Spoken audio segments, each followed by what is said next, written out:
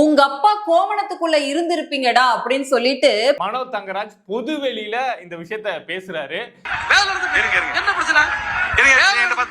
சும்மா இந்த ஊழல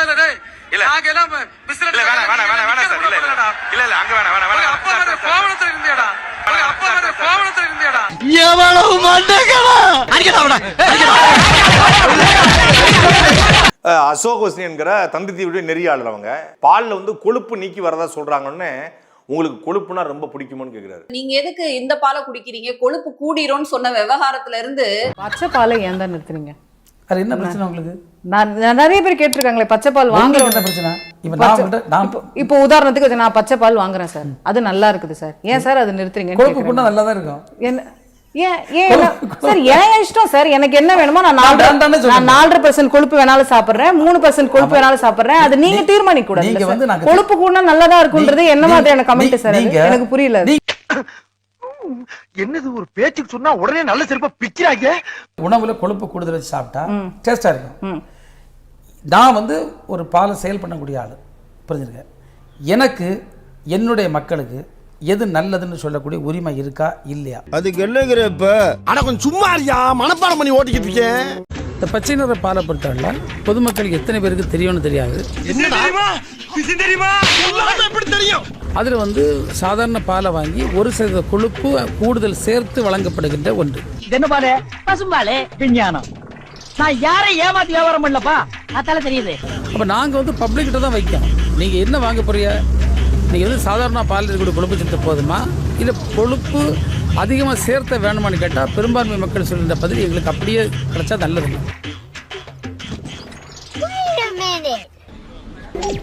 இந்த பச்சை நிற பாலை பொறுத்தவரை பொதுமக்களுக்கு எத்தனை பேருக்கு தெரியும்னு தெரியாது. இல்லை கொழுப்பு அதிகமாக சேர்த்த வேணுமான்னு கேட்டால் பெரும்பான்மை மக்கள் சொல்கின்ற பதில் எங்களுக்கு அப்படியே கிடைச்சா நல்லது. பொதுமக்களுக்கு எத்தனை பேருக்கு தெரியும்னு தெரியாது.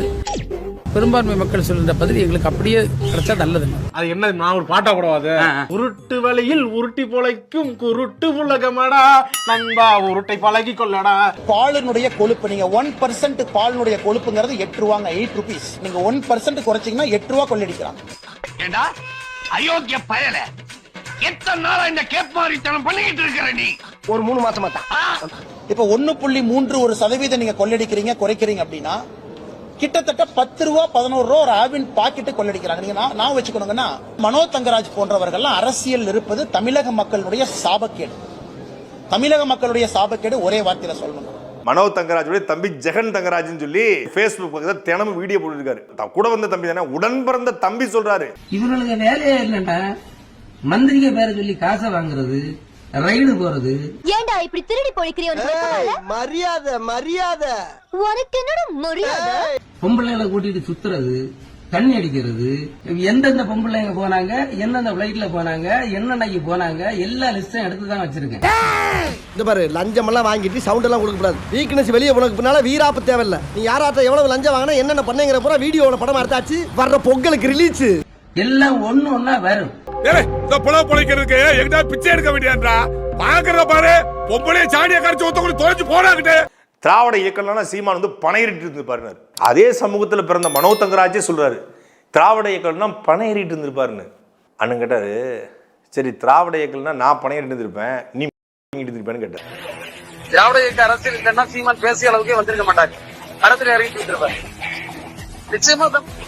இவங்க வரல திராவிட இயக்கம் நான் மரம் ஏறிட்டு இருப்பேன். அவ்வளவு காலமா போச்சாடா மரம் ஏறுறது? சரி, உங்க ஆத்தால பண்ண என்ன பண்ணிட்டு இருந்தாங்க நீ மனோ தங்கராஜ்? என்ன பண்ணிட்டு இருந்த?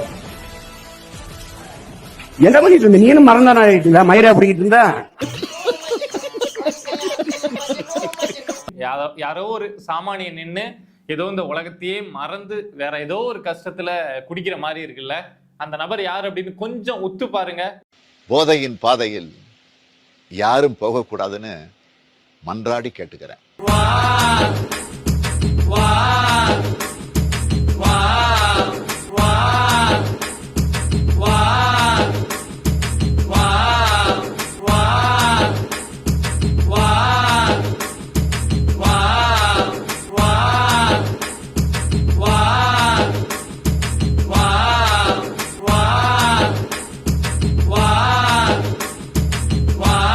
ஏற்கனவே கொழுப்பு கொழுப்பு அதிகமா இருக்கு அப்படின்னு ஒரு பெண்ணை பார்த்து சொன்னாரு. ஆனா இந்த முறை இத மாதிரி ஒரு வசனத்தை போட்டு மனோ தங்கராஜ் வந்து சிக்கியிருக்காரு. சோ இனிமே மனோ தங்கராஜ் வந்து காலிலே போய் விழுந்தா கூட திமுக சீட்டு கொடுக்க மாட்டாங்க அப்படின்னு நினைக்கிறேன். நான் ஒரே ஒரு கேள்வி கேட்குறேன். இதை வந்து தமிழ்நாட்டில் சென்னையில் இருக்கக்கூடிய மக்கள் மனசாட்சியோடு சொல்லட்டும். திமுக வந்து எந்த ரிலீஃபும் பண்ணலையா? திமுக தொண்டர்கள் எந்த வீட்டுக்கும் நிவாரண தொகை கொடுக்க உதவி பண்ணலையா? இப்போ ரீச் அவுட் அப்படி சொல்ல முடியுமா?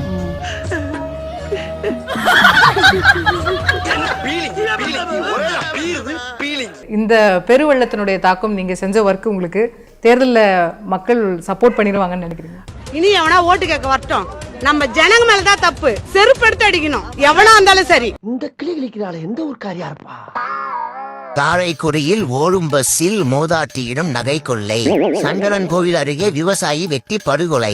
மந்தை வெளியில் துப்புரவு பணியாளர் கொலை. கிருஷ்ணகிரியில் தனியாக இருந்த முதியவரை கொன்றுவிட்டு 60 வயதான அவரது மனைவிக்கு பாலியல் வன்கொடுமை. ஏயா உங்க ஆட்சியில பேப்பரை தொடர்ந்தாலும் இப்படிதானா? அட முன் பக்கத்துல எங்க சாதனைகளை போட்டிருக்க, அதை எடுத்து படிப்பா. கடந்த 5 ஆண்டு திமுக ஆட்சியில் லாக்அப் மரணங்கள் 50ஐ தாண்டியதால் திமுகவினர் குதூகலம். ஏயா லாக்அப் டெத்தெல்லாம் ஏயா விளம்பரம் பண்றீங்க? பழக்க தோஷத்துல நம்ம பயிலுக்கு விளம்பரம் கொடுத்துட்டாங்க. இதெல்லாம் மனசுல வச்சுக்காம ஓட்டு போட்டுருங்க. ஆமா, உருப்படாத அந்த ஆட்சிக்கு ஓட்டு ஒண்ணுதான் குறைச்சலா? பெண்களுக்கு எதிரான குற்றங்கள் இரும்பு கரம் கொண்டு தடுக்கப்படும். கடந்த 5 வருஷம் அந்த கேஸ் இப்படியேதான் இருக்கு. இதால மக்கள் பிரச்சனை பேச முடியாது, மக்கள் பிரச்சனை கேட்க முடியாது. இரும்பு கரத்தை வச்சு அடக்கும் சொல்லும், ஆனா இரும்பு கரம் துரு பிடிச்சிருக்கு. ஆனா சப்ஜெக்ட் போட்டோ ஷூட் பண்ணிட்டு விளம்பரம் பண்ண தேடிக்கும். பொன்முடின்னு ஒரு திருட்டு பையன் ஓசி நான் லிப்ஸ்டிக் போட்டுக்கிற மாதிரி என் சகோதரி லிப்ஸ்டிக் போட்டுக்கிற மாதிரி லிப்ஸ்டிக் பஸ், அந்த ஓசி பஸ்ஸுக்கு முன்னாடி பாத்தீங்கன்னா லிப்ஸ்டிக் என்னமோ இவங்க அப்பா வீட்டு பணத்துல ஓசியில போற மாதிரி எங்க வீட்டு வரி பணத்துல வருகிற பஸ். இவன் சொல்றான் ஓசி அப்படிங்கிறான். இன்னொருத்தவன் சொல்றான் ராசா கோயிலுக்கு போற பெண்கள் எல்லாம் வேசி அப்படிங்கிறான். என்ன பிருக்கு புடிச்சிட்டு அலைஞ்சிட்டு இருக்காங்க. சாத்தூர் ராமச்சந்திரன் ஒரு மந்திரி இருக்கான்.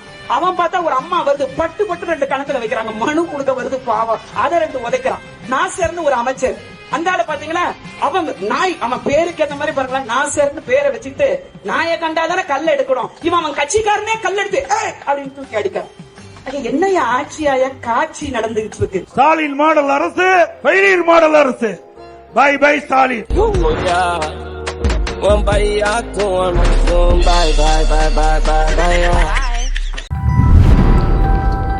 கேட்ட பையன் சார் இந்த பால்சாமி.